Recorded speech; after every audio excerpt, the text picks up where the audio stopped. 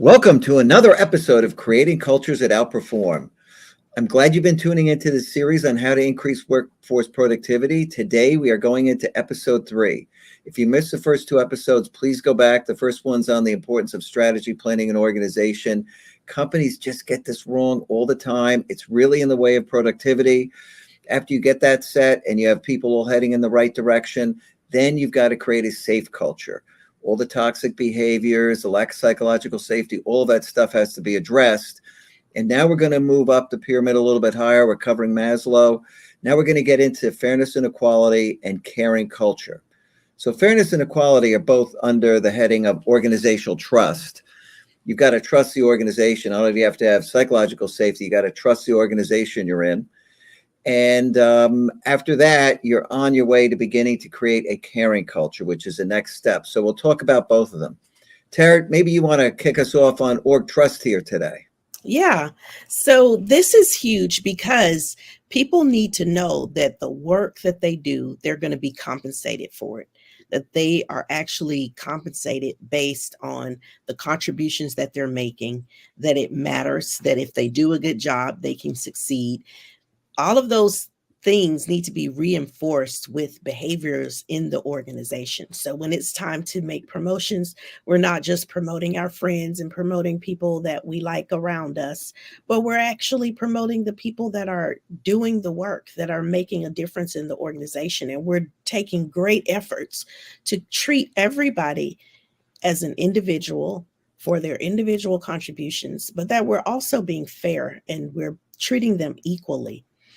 It's easy to think that you're treating people equally, but to actually look at how you treat people and look at when you're doing those evaluations is where this kind of comes up the most when it's time for somebody to get a raise or a promotion, when it's time for somebody to get an opportunity.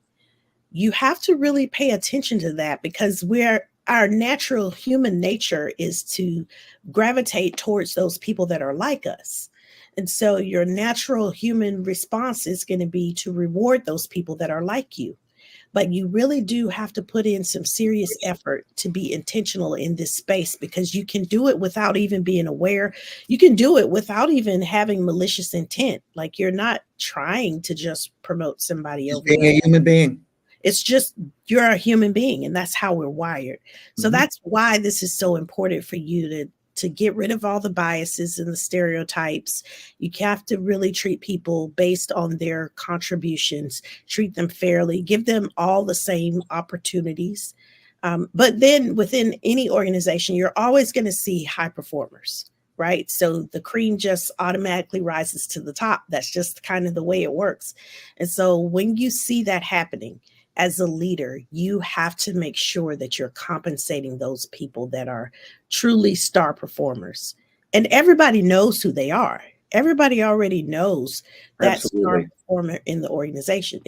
They're the go-to person. They're that key hub, that person that, they're the linchpin. If this person is out of office, there's a problem, everybody is scrambling, trying to fill their shoes. You already know who those people are. Make sure you're taking care of them. Make sure you're giving them the compensation that they deserve and that they have earned. So this is about rewarding based on things that I've earned. And so when you start to tinker around with somebody's compensation based on things that they've done and they know they've done a great job, this is like a morale killer in a box. Like if you want to destroy the morale in your organization, start giving the wrong people the promotions, people that aren't qualified, people that aren't deserved, that haven't deserved it and haven't earned it.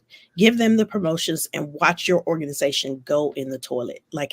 I go so far as to say it is the number one productivity killer. If you've done all the things right, you've got the strategy out there, you've actually tried to create this, get rid of the toxic behaviors and other things that limit people's psychological safety. The minute they realize if I work hard here, I may not succeed, all the productivity goes out the window. The minute they see that blatant act of somebody getting promoted because they were hanging out with the right people, they became friends with the right people. Humans do like to have people they enjoy being with around them. So there is a lot of human nature at play here. And that's why leaders have to be absolutely unbiased in the promotions. They've got to get that foggy, I like you out of there.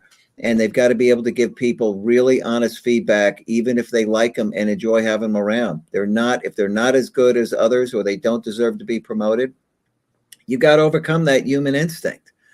And you've got to be completely unbiased as a leader. You're there to make sure the company gets the highest return on its payroll. That means the people who are really performing are the ones who have to get promoted.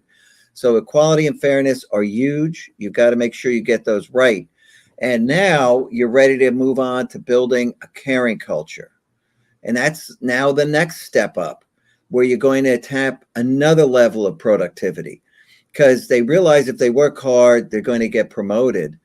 But now we come down to all these caring behaviors, and the fact that leaders care about their people because they're humans first and workers second. And that means, your that notion of just outright caring concern for others comes into play, empathy, compassion, all of these things. Let's chat about that a little bit, Tara, because this Yeah. really matters. This is super important. It is. When you care about the things that your people care about, they will care about what you care about.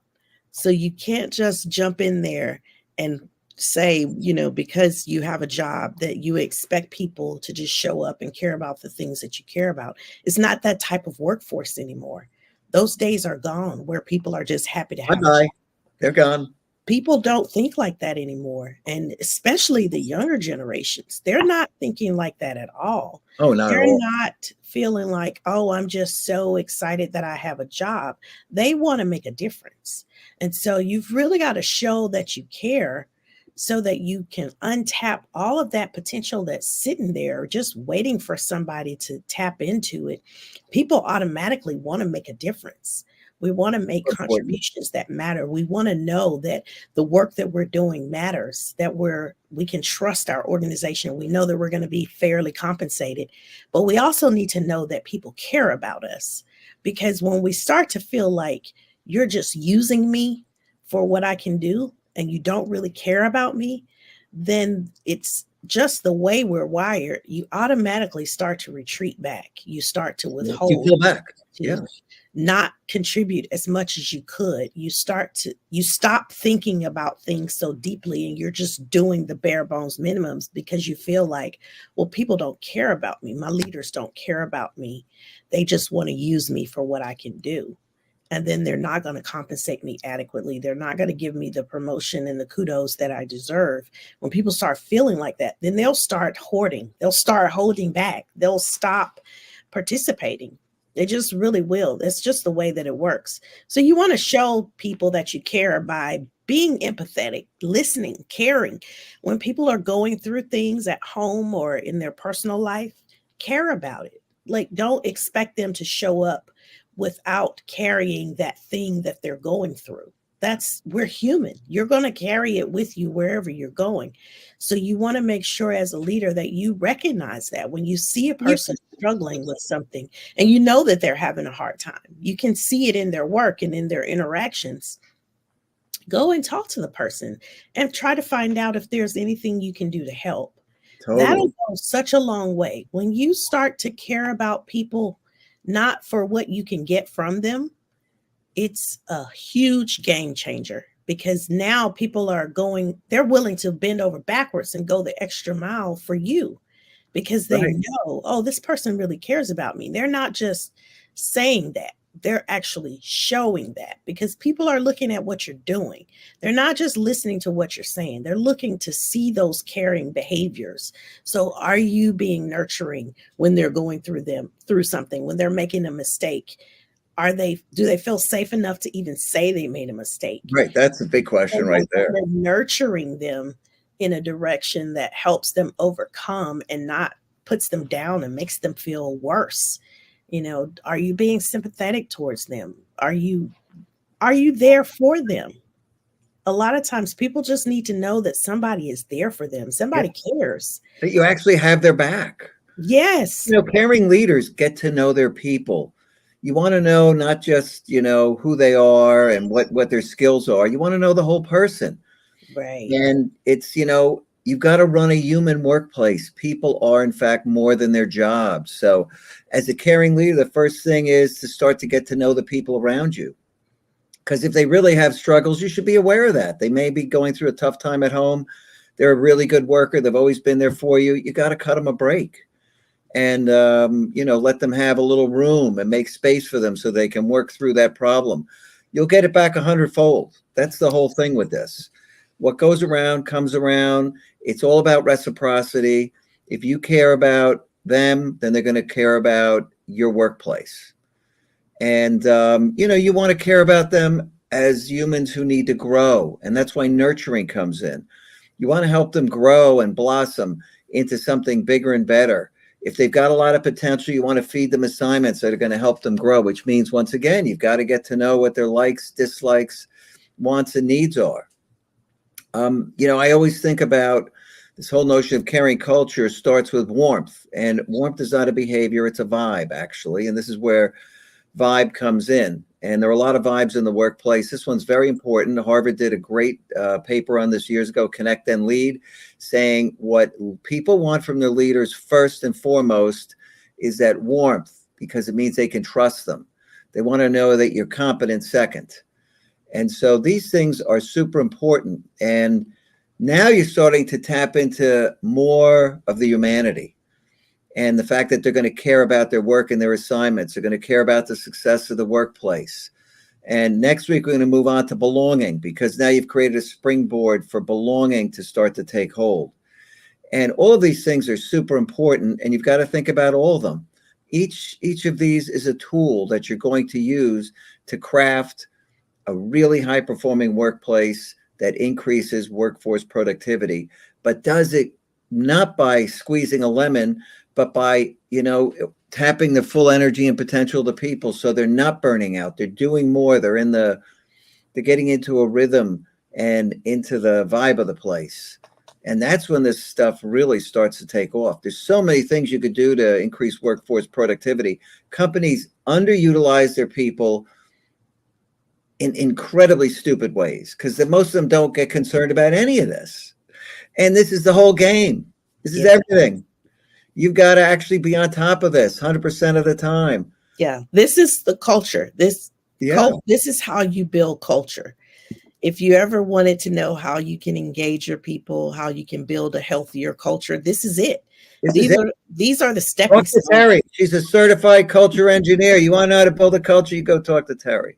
Yeah, this is it. These are the little things that matter that people seem to overlook. They feel like it's not that big of a deal, but these are the elephants in the room that are stomping all over your strategy. Yeah, they are. They're destroying your workforce. Yes. And what we do know is that it is so much worse than this, because CEOs believe 40% of the organization's work produces no value. We did a whole show on this, but that's without tapping any of this almost. They don't know how to really fine tune and calibrate the human infrastructure. So they're not close to tapping half of what their people are capable of.